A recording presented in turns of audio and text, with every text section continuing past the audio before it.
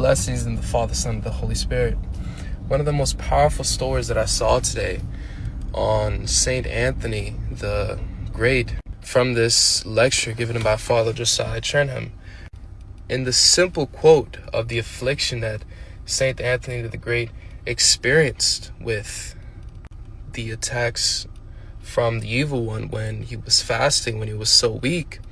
And in the rejoice of what Saint Anthony the Great and Saint Athanasius would refine in it would be the fact that all of these temptations, all of these things from the evil one, and one of the most powerful quotations was the fact that the evil one was so scared of Saint Anthony the Great actually conquering him that he made him have all these afflictions.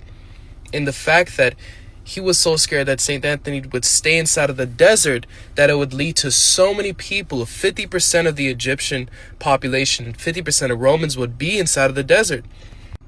So with this grand overcoming of Saint Anthony the Great, one thing for trading is that the fact that the evil one is so scared for whatever you may be doing, it could be trading, it could be what you're dealing with right now in a relationship, marriage, business that you're creating.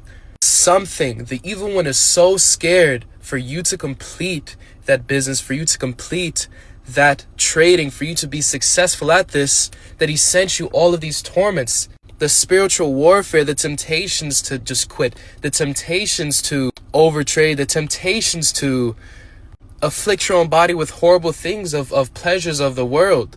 Let it be smoking, drinking, of all these other forms of fornication for the body. So one of the most beautiful things, even from Saint Anthony the Great, is he would give such amazing sermons on how much God loved him, loved you, and even from people outside of his home, when they would hear some strange sounds of the sounds of him not even eating the correct food, not eating water or food for days on end, eating bread that has been sitting around for 5 months.